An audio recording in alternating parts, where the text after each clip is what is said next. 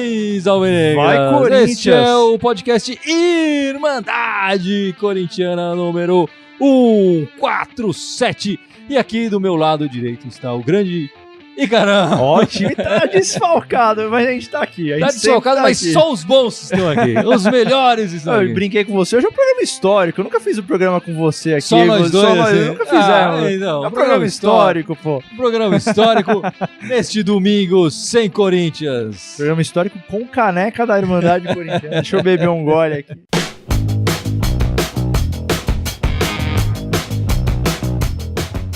Nesse domingo não tivemos jogo do Corinthians, esse fim de semana sem Coringão. Foi muito chato e a gente fica meio sem assunto aqui, né? Então eu queria saber o que você almoçou? Não, a gente vai puxar uma conversa. Puxar uma conversa. A gente está aproveitando esse domingo sem Corinthians para fazer um pequeno resumo do que foi esse ano corintiano até esse momento. A gente está gravando no domingo, é bom dizer, às vezes as pessoas estão escutando ou vendo live em dias posteriores, a gente não vamos contar esse jogo de segunda-feira contra o Santos. A gente não sabe o que vai acontecer amanhã. A gente não sabe, certo? Estamos no domingo. Até o momento o Corinthians fez 21 jogos oficiais. É sobre esses 21 jogos que a gente vai fazer um pequeno resumo aqui do que foi esse início de ano corintiano, né? O Corinthians fez 21 jogos oficiais, 15 deles pelo Paulista, 4 da Copa do Brasil e 2 apenas pela Copa Sul-Americana. A Copa Sul-Americana vai devagarzinho, né? O Corinthians jogou 11 vezes fora, 11 vezes em casa, desculpa, e 10 vezes fora. Até agora tivemos 9 vitórias, 8 empates e 4 derrotas. 55% de aproveitamento dos pontos disputados, né? Enfim, eu acho que esse aproveitamento ainda está baixo. 4 derrotas é bastante, né? Para uma equipe como o Corinthians. E 8 empates também, eu acho um número bem grande de empates. Eu acho que precisava ter um pouco mais de vitórias aí nesses 21 jogos. 55% de aproveitamento, se a gente for pensar no Campeonato Brasileiro, vai deixar o Corinthians na metade de cima da tabela, mas ainda longe de lutar pelo campeonato. Enfim, o Corinthians com 55% de aproveitamento não vai ter uma boa campanha no Brasileiro, mas não vai ser nada espetacular, não vai lutar pelo campeonato. O Corinthians precisa ter um aproveitamento maior de 60%, mais perto até de 65% para lutar pelo Campeonato Brasileiro. A gente tem que fazer a ressalva que o Corinthians começou muito mal, né? As últimas partidas o Corinthians até que melhorou. Enfim, marcamos 25 gols a favor e levamos 19 gols, né? A gente pode ver que o aproveitamento fora de casa do Corinthians deu uma melhorada em comparação a quando a gente fez um levantamento com 10 jogos, mas ainda está... O aproveitamento fora de casa até que tá ok. Acho que o Corinthians tem 53% de aproveitamento de pontos fora de casa. Mas em casa o Corinthians tem 57%. Então tá meio parecido. A gente teve 2 vitórias, 2 derrotas fora de casa e 2 derrotas em casa. O Corinthians precisa melhorar bastante esse número em casa. É bom lembrar que o aproveitamento do Corinthians na Arena beira os 70%, né? No cômputo geral, assim, computando todos os jogos na Arena. E seria ideal que o Corinthians tivesse durante o ano um aproveitamento mais parecido com esse 70%. Não só para manter esse número na Arena, mas porque isso garante pontuação muito boa para o Corinthians. E esse ano a gente ainda não conseguiu fazer valer tanto o nosso fator casa, né? Então é importante o Corinthians conquistar mais pontos em casa. Eu acho que fora de casa, com 50% do aproveitamento fora de casa, até que é razoável. O problema, eu acho que maior nessa campanha desses 21 jogos do Corinthians até o momento, são essas 2 derrotas dentro de casa e 4 empates dentro de casa, né? Você falou uma coisa bem curiosa, né? Que a gente começou mal e nos últimos jogos que melhorou. Deu uma melhorada. E eu acho até que isso tem a ver com ainda bem, temos de volta um técnico, né? O Carille. Então, eu acho que tem muita relação com o que o Carille fez com os jogadores, né? Quem ia prever que no último jogo do Paulista, né, não do Copa do Brasil, o Cleison ia ser um jogador determinante, como tem sido nos últimos jogos, né? Bom, com certeza é bem diferente a gente ter um treinador do que não ter, né? Mas isso acho que tem a ver com o fato de muitos jogadores estão chegando, né? O Carille até bateu bastante nessas teclas, nessas coletivas recentemente. Quer dizer, chegaram, acho que 12 ou 13 jogadores nesse começo de ano, e ele não tinha trabalhado com mais alguns 4 ou 5 que estavam no elenco. Ele falou em 17 jogadores que não conheciam a maneira dele trabalhar, e que ele também não conhecia o perfil exatamente de trabalhar junto dos jogadores. E isso faz uma diferença, quer dizer, no início ele fez mais testes, ele testou mais jogadores, entendendo um pouco o posicionamento deles e tal, E claro, depois de 10 partidas ele achou mais uma equipe e o time se encaixou melhor e tá evoluindo. E prova disso mostra isso. A equipe ser regular, né? Nos últimos jogos, pelo menos, tem sido regular, não só em escalação, mas em padrão de jogo também. Exatamente, exatamente. E você falou do Cleison, e é interessante que a gente fez um levantamento quando o Corinthians estava com 10 jogos, né? E agora a gente está fazendo esse levantamento com 21 jogos. O Cleison já foi eleito 4 vezes o craque do jogo pela Irmandade. Todas essas 4 vezes foram nos últimos 10 jogos. Nos primeiros 10 jogos, até porque o Cleison também não começou jogando. No começo do ano, o Carille testou mais o Mosquito, o André Luiz e tal, outros jogadores. E agora o Cleison assumiu a posição de titular, apesar da desconfiança inicial da torcida, tá dando resultado, tá correspondendo. Ele já tem 2 assistências e 2 gols nesses últimos jogos. E a gente tem que falar também da defesa. Nos primeiros 10 jogos, o Corinthians tinha levado 12 gols. Nossa, surreal. Média mais de um gol por partida. Agora, com 21 jogos, o Corinthians levou 19 gols. Ainda tá uma média alta, mas porque essa média era alta com 10 jogos. Agora, a média é de 0,9 gols por partida, se a gente pegar os 21 total, jogos, né? Mas se a gente pegar os últimos 11 jogos, quer dizer, a partir da última medição que a gente fez, o Corinthians levou apenas 7 gols. E a média já cai para 0,6 por jogo. Quase meio gol por jogo. Quer dizer, o Corinthians teoricamente demoraria 180 minutos para levar um gol, o que é uma média boa. Então a defesa, nesses últimos 11 jogos, se acertou. O Carille apostando no Manuel e no Henrique, apesar da gente fazer várias críticas aos 2 jogadores, tem desempenhado bem nesses últimos 11 jogos. A gente tem que. E esse levantamento é numérico, quer dizer, os números mostram isso. A melhora é clara da defesa nos números, né? O que é legal desse comparativo, vendo em 10 jogos, né? Literalmente ter essa quebra dos 10 jogos, é você ver a evolução notória pelos números e pela confiança dos jogadores. Então, assim, eu sou um cara que adoro criticar o Manuel. A gente brinca na Irmandade Corintiana. Eu tenho até prazer em criticar o Manuel. Você já estava colocando o Bruno Mendes de titular. Eu queria o Bruno Mendes já escalado lá. Ele estava passando férias no Uruguai e você já estava falando, não, ele é o meu titular. Eu nunca gostei do Manuel. Enfim, desde antes até do Corinthians, eu não era a favor dele. Enfim, eu que não gosto do Manuel tenho que admitir que o cara teve uma evolução, né? Ao longo desses últimos 10 jogos que a gente está considerando, ir contra esses dados, esses números, ou o que está acontecendo em campo, ir contra a realidade, né? Então, por mais que a gente critique, às vezes, o Henrique, o Manuel, então a gente tem que saber a hora de reconhecer esse tipo de coisa. Acho também que muito da evolução do Manuel e do Henrique, de novo, passa pelo Carille. Porque sem dúvida. O Carille achando o time, enfim, o esquema tático ali, o Carille sempre foi um cara muito ligado à defesa, né? Desde a época do Mano... ele treinava a defesa. Exato, né? Desde a época do Mano, ele era o responsável por treinar a defesa. Então, eu acredito muito que o Carille, no começo do ano, teve esse período de instabilidade exatamente por estar achando a equipe. E a gente tem que lembrar, o Manuel chegou esse ano, chegou já em andamento, né? Sim. No início do ano, os titulares, ele testou o Marlon, testou o Pedro Henrique, testou o Léo Santos, que já saiu e agora tá voltando pro departamento médico porque tá contundido e tal. Então ele testou outros jogadores e o Manuel é um desses jogadores que não tinha trabalhado com o Carille, que chegou depois e que tá tendo a chance e que tá mostrando. Quer dizer, eu prefiro o Manuel ao Henrique, no geral, assim, mas enfim, acho que nenhum dos dois até o momento tinha mostrado muita confiança e muita qualidade. Mas os números são inegáveis, eles estão melhorando. E aí, eu acho que na minha visão, o grande pilar desse novo momento da zaga não é o Manuel, não é o Henrique, acho que o Carille é muito importante, mas é o Ralf. Eu acho que é muito legal ver o Ralf voltando a jogar bem, acho que não é o Ralf daquela época, ele tá adaptado, né, a esse novo momento, mas o Ralf é um cara de respeito ali, né, as pessoas veem o Ralf, os jogadores, os rivais veem o Ralf ali como pilar, dá outra sustentação, né? Ainda mais com a experiência também. Eu, enfim, sou um fanzaço do Ralf, mas essa semana ele deu uma falhada ali no meio da semana. Ele deu falhada, sim. Ele mesmo já admitiu a culpa no lance e enfim, o Ralf que não tem expulsão, né? Acaba indiretamente conduzindo a expulsão pro outro lado. A expulsão do Cássio. Mas realmente, eu acho que o Ralf tem um papel importante nesse momento defensivo. E aí a gente também vê a evolução do Avelar, né? O Avelar até o ano passado era um jogador que não tinha presença ofensiva e atrás também era esburacado, né? Agora não, a gente sabe que ele segura bem e que ele chega lá à frente e faz os gols que estão sendo importantes pro Corinthians. Mas vamos passar pros comentários que o pessoal tá falando Tem aí. Tem bastante comentário aqui, na verdade. O Emerson tá comentando, Emerson Trindade Silva, um abraço aí, Emerson. Boa noite, galera. Vocês não acham que o Love dá mais gás entrando no segundo tempo?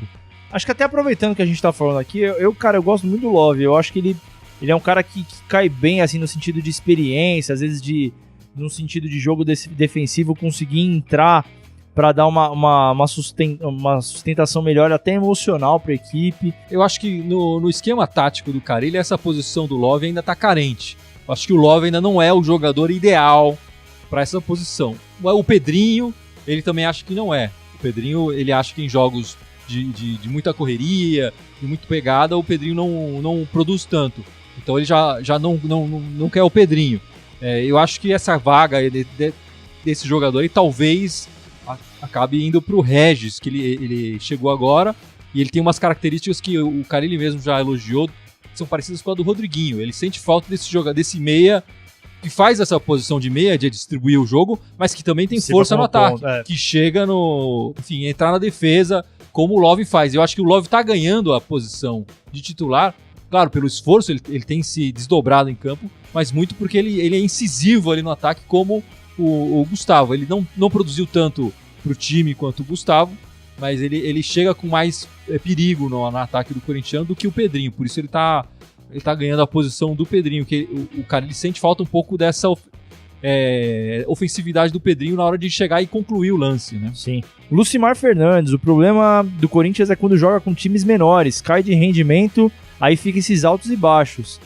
Faz sentido. Vamos falar um pouco disso. Vamos falar agora. E aí, disso. Atrelado a isso, o Luiz Adnan também mandou. Os melhores jogos do Corinthians foram em clássicos. Exatamente, meus amigos. Nesse ano, isso é uma característica, aliás, do Carille, já desde o 2017, enfim.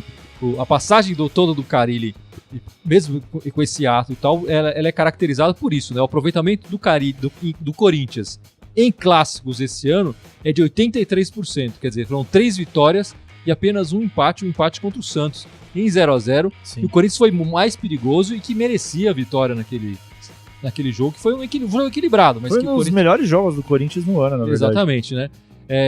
E o aproveitamento em jogos decisivos do Corinthians, quer dizer, a gente está colocando em jogos decisivos os mata-matas e também os clássicos, é de 60%, quase 60%. Foram 5 vitórias, 6 empates e uma derrota. Essa derrota foi essa derrota contra o Ceará no meio da semana, que na verdade não significou, enfim, significou para a torcida que ficou chateada e tudo mais, mas a classificação do Corinthians estava garantida, veio mesmo com a derrota. Esse ano o Corinthians está classificado em todas as competições, então apesar desses empates, tem um empate aqui contra o Ferroviário, né, que foram aquele 2-2 movimentado, tem os 2 empates aqui contra o Racing, né, que levaram o Corinthians para os pênaltis e classificou-se. Quer dizer, então, se a gente fosse ter o aproveitamento com a classificação, seria maior ainda. Não apenas 58%, mas seria maior ainda. Mas enfim, o Corinthians está bem nesses jogos grandes e a gente espera que ele chegue nesse aproveitamento no geral, né, contra times grandes e contra times pequenos, porque a gente vai enfrentar no Brasileiro tanto time grande quanto time pequeno, e ali no Brasileiro é jogo de 3 pontos. Sim. Não adianta a gente ganhar só os clássicos e sofrer contra os pequenos. Assim, o saldo do Corinthians é que o Corinthians teve períodos de instabilidade, mas quando chegou na hora da decisão, soube corresponder. Tirando esse jogo dessa semana do Ceará, que foi um jogo, enfim, extremamente infeliz, mas passou. Mas mesmo com a derrota, passou. Exato. A derrota não significou nem pênaltis. Tanto é que, na minha opinião, por exemplo, uma crítica com relação a esse jogo é que o Corinthians quis jogar o tempo inteiro com o regulamento embaixo do braço. Então, mesmo assim, mesmo incomodando o fato de ter perdido e tal, jogou com o regulamento, soube jogar o campeonato. Eu acho que não foi o jogo inteiro. Mas os primeiros 20 minutos o time deu alguma coisa. Chutou bola na trave, depois, na verdade. Mas foi quase inteira. Sim. 70 minutos da partida foi isso que você falou. E é bom saber, na verdade, que o Corinthians tem esse poder de fogo. Claro, e a gente tem que lembrar também, o Ceará, ele começou a ameaçar o Corinthians e foi mais incisivo, foi mais perigoso e marcou o gol quando o Corinthians estava com 1 a menos. Sim. 11 contra 11, Tava ali. o jogo estava ali e o Corinthians estava com o jogo controlado. Sim, o Corinthians estava com o jogo controlado. O Igor Dalboni, meu grande brother, mandou aqui: seriam Pedrinho e Vital os novos Gil e Everton da nova geração? Interrogação. Tá quase lá. O Igor vai estar comigo amanhã assistindo o jogo. Abração, mano.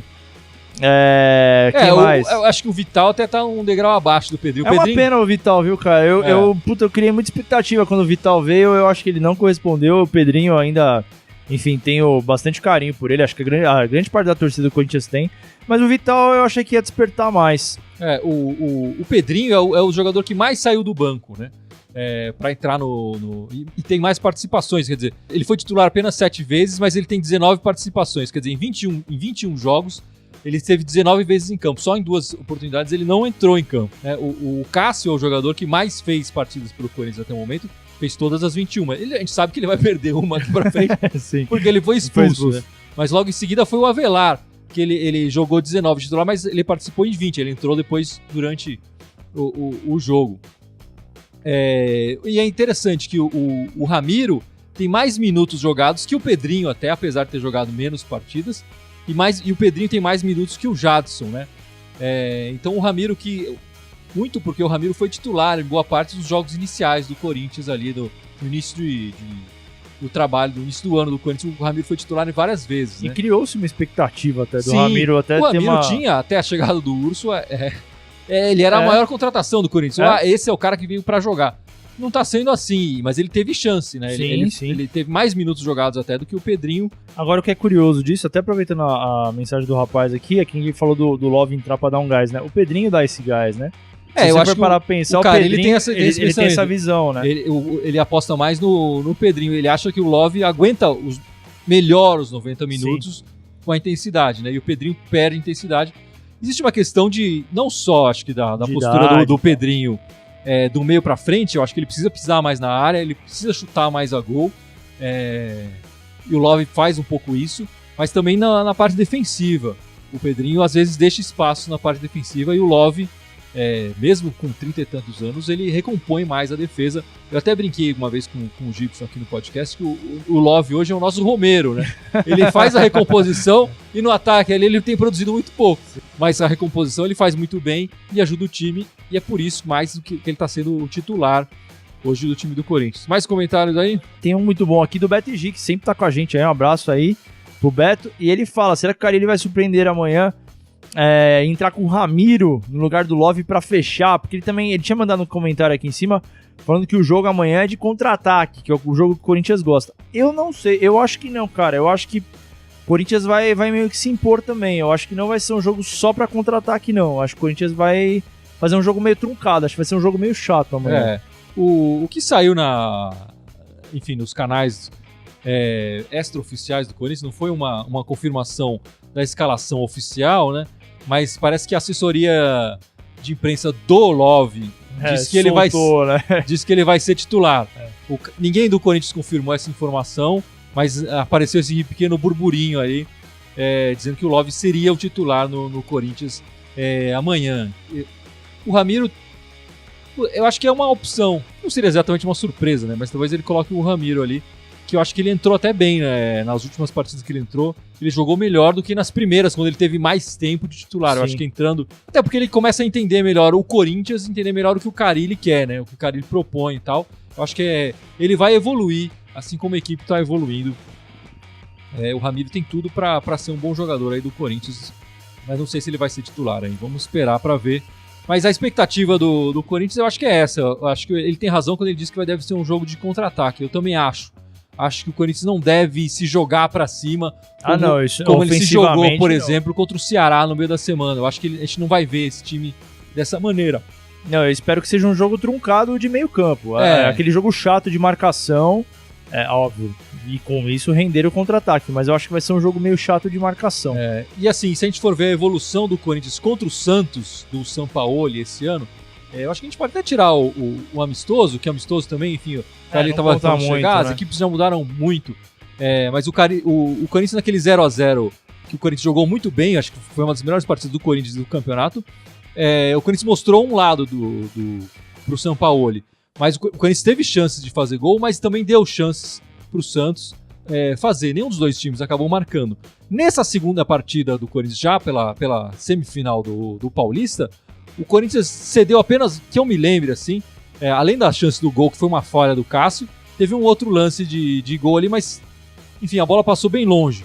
Acho que no jogo total, o Corinthians teve muito mais volume que o Santos, ele dominou o Santos completamente, e eu acho que o Carille vai atrás desse domínio novamente da equipe do Santos, não deixar a equipe do Santos chegar sequer perto do gol do Corinthians, como aconteceu muito mais eficientemente nessa partida da semifinal. E isso pra mim tem a ver até com o momento também, né? Porque assim, se você for pegar os outros dois jogos, o primeiro foi amistoso, enfim, realmente nem conta.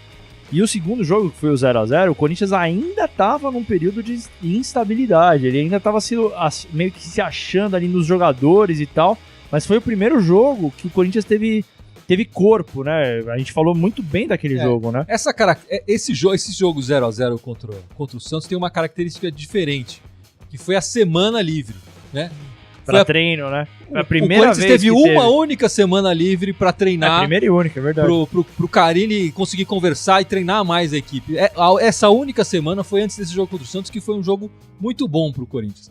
O próximo intervalo maior que o Corinthians vai ter entre duas partidas vai ser esse agora. Até porque a federação marcou o jogo para segunda-feira. Então o Corinthians acabou ganhando um dia de descanso. No fim das contas, foi bom ter caído para segunda. E o Santos jogou na quinta-feira pela Sul-Americana. Então o Corinthians tem essa vantagem de um dia de descanso a mais. Então eu acho que esse tempo a mais que o Corinthians teve nessa partida anteriormente contra o Santos e nessa agora, eu acho que vai ter efeito. Exato. Eu acho que o Carille, quando ele consegue colocar a equipe treinando lá no CT, conseguindo orientar os jogadores sem ser por vídeo, sem ser no papo, mas em campo mesmo mostrando, a equipe evolui. A gente já percebeu isso no Corinthians, ele já deu provas esse ano mesmo que consegue fazer isso. E é isso que eu tô esperando nesse segundo jogo da semifinal. Acho que uma evolução do que o Corinthians já mostrou nesse ano. Tem alguns comentários bons aqui. O Valdecir pergunta sobre Sornosa ou Jadson.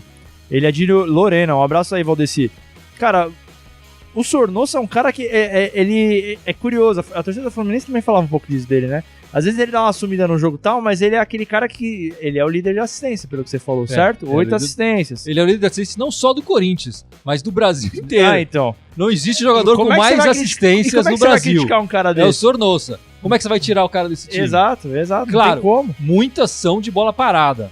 Sim, mas eu acho que com a bola rolando, eu acho que ele pode produzir mais ofensivamente nesse sentido. Mas o Sornosa tem uma característica... O pessoal fala que ele enfim, ele veio com essa pecha do Fluminense dele desaparecer, dele sumir, mas eu acho que se a gente for ver o jogo tático, ele vai fazendo taticamente excelentes partidas. Sim. Eu acho que ele recompõe, eu acho que ele rouba muitas bolas, ele faz a bola girar também, ele com os passes dele, ele ainda não tem tantas assistências com a bola rolando, mas às vezes ele lança um jogador que pode dar assistência posteriormente, enfim. Eu acho que o Sornosa, taticamente, tem sido um jogador importantíssimo. Eu não vejo ele sonolento. Eu vejo ele bastante ativo taticamente. Eu acho que ele ainda pode melhorar ofensivamente na bola rolando. Mas de resto, pra mim, ele tá jogando bem. O que é uma pena pra mim, porque eu gosto muito do Jadson e queria muito ver o Jadson no time. E a gente não sabe aonde, né? Porque assim, eu não tiraria, por exemplo, o Júnior Urso. Eu acho que é um cara importante dentro do time. Não dá pra tirar o Júnior Urso. Não tem como. Hoje eu não tiraria. Hoje, nessas circunstâncias, eu não tiraria o Cleison. E também nem a posição do Jadson, né? O Jadson é mais pela direita, por exemplo. Então talvez arriscar tirar o Love pra botar o Jadson. Mas o Jadson não é tanto ponta. Ele não conseguiria recompor. Não. Então como é que você vai fazer pra jogar? Conseguir botar dentro do time o Jadson, entendeu? Pô, eu queria passar mais alguns números aqui que eu acho que são importantes pra gente entender um pouco esse ano do Corinthians. O Corinthians fez 25 gols, né? 9 gols foram de cabeçadas, eu acho que tem muito gol aí que é do Gustavo. 15 chutes dentro da área, então o Corinthians ele tem tentado entrar na área para concluir o lance. E apenas um chute de fora da área, que foi aquele gol do Júnior Urso contra o Avenida.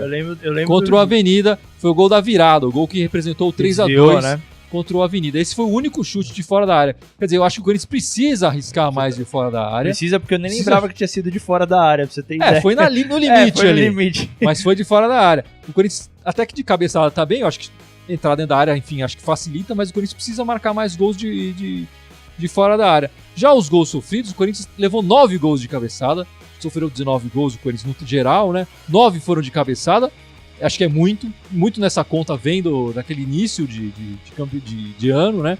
5 chutes dentro da área, 3 de fora da área, quer dizer, o Corinthians não deixa muito os jogadores chutarem dentro da área, e 2 penalidades. E essa curiosidade, o Corinthians ainda não marcou com a bola rolando gols de penalidade. Eu acho que o Corinthians não teve pênalti com a bola rolando. Se eu não me engano, lembro desse ano. Se não me engano, ninguém perdeu pênalti também. Então, com a bola rolando, enfim. O Corinthians não teve penalidades marcadas a seu favor. Apesar de muita gente chorar e dizer que o Corinthians compra árbitros e tudo mais, o Corinthians não teve nenhuma história. Mas já teve 2 contra, já levou dois gols de pênalti contra. Mas esses dados da defesa são bem interessantes, cara. É uma coisa que a gente sempre fala. Na verdade, não é nem só na Irmandade. A gente fala, acho que todo dia sobre isso. O Corinthians sempre toma gol de bola parada. E é uma sina, né, cara? Melhorou muito, né? A gente tava falando dos 9 gols de cabeça, principalmente por conta do começo, né? Dos primeiros 10 jogos. Isso. Mas, cara, é uma sina que o Corinthians tem que sempre trabalhar. Beleza, tá sem tomar, mas não deixa de treinar, cara. Porque bola parada na área do Corinthians é sempre um desespero, assim. E é um histórico, na verdade, né? Desde o ano passado, do ano retrasado, 2015, sei lá, quando o Corinthians foi campeão também, sempre toma bola gol de bola parada. E a gente tem enfim, a gente tá tentando definir quem é o jogador mais definidor, né? Quem é o jogador mais importante pro elenco, que traz mais pontos pro Corinthians, né? E é curioso que o Gustavo tem 9 gols esse ano, mas quando a gente coloca em pontos por gol, ele tá empatado com o Avelar. O Avelar, com apenas 4 gols, o Avelar é o nosso vice-artilheiro, mas os gols dele acabam trazendo mais pontuação pro Corinthians. É curioso. É interessante pensar no Avelar como ele não é um atacante, mas ele conclui a jogada, né? Sim. Ele é um definidor do ataque. Eu acho que o Arana tinha uma característica, e o Sid Clay também tinha uma característica de preparar a jogada, de ser mais um assistente. E ofensivo, né? E bem ofensivo, né? E o Avelar não, o Avelar é o definidor, é o que vai chegar na área para marcar o gol. Ele já marcou 4 gols esse ano, e já marcou, enfim, gols de vitória, como foi contra a Porcada, por exemplo. O gol da vitória foi dele. Sim. Mas recentemente ele também marcou outros 2 gols, que foram 1-0. Gols do Avelar. Então, nesse período que o Gustavo esteve fora, né? Porque a gente tem que falar também, o Gustavo participou mais ativamente dos primeiros 10 jogos do Corinthians. Nos últimos 11 jogos, o Gustavo ficou boa parte fora, porque estava contundido. Acho que em determinado momento foi até poupado pela comissão técnica para voltar agora nessa fase mais decisiva do Campeonato Paulista e da Copa do Brasil. O Avelar, com as suas devidas características, óbvio, e diferenças, cara, eu lembro do Fábio Santos sendo extremamente criticado quando começou também, e depois virou uma referência dentro do Corinthians. Então, eu acho válido lembrar que o Avelar, enfim, todo mundo reconhece o Avelar hoje, sabe, não sei o que, mas é importante saber o porquê ele está sendo reconhecido, e eu acho que é exatamente isso. Ele tá dando consistência pra zaga, já visto que não tem acontecido teoricamente muitas coisas importantes. Eu não lembro esse ano de falhas grotescas, que levaram gols exato, do lado dele ali. Tem uma consistência, e mais do que isso, ele tem sido decisivo, né? Sim. E eu acho que aí também, de novo, falando do Carille, né? O Carille, ele dá uma segurança pros jogadores, cara, que o Corinthians ele não tem craques, isso é fato. Já faz algum bom tempo que o Corinthians não tem craques no time dele, no time.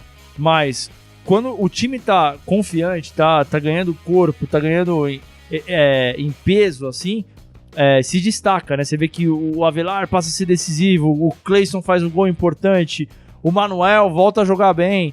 Então você tem alguns nomes pipocando, assim, mas não são de craques, são de um time confiante. Quando o time, né? Tá encaixado e o esquema tá correto, essas individualidades vão acabar aparecendo em alguns momentos. Exatamente. Né? Mas no geral, o destaque do Corinthians é a equipe mesmo. Não é? Sim, exatamente. Não é nenhum jogador específico, não.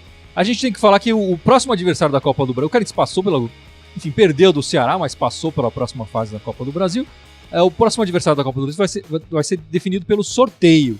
Esse sorteio ainda não aconteceu, ainda tem jogos essa semana, e o sorteio deve acontecer só na outra semana.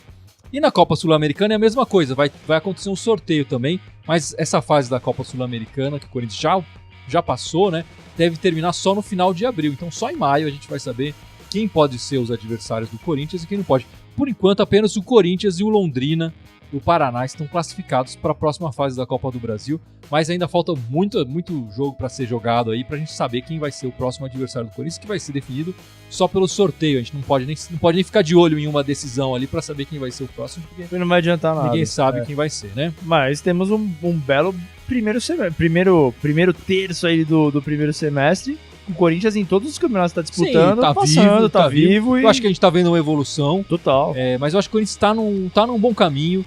E como você falou aqui, ainda bem que temos um técnico pra dar esse caminho. Né? Tudo muda de figura. Pra dar esse caminho.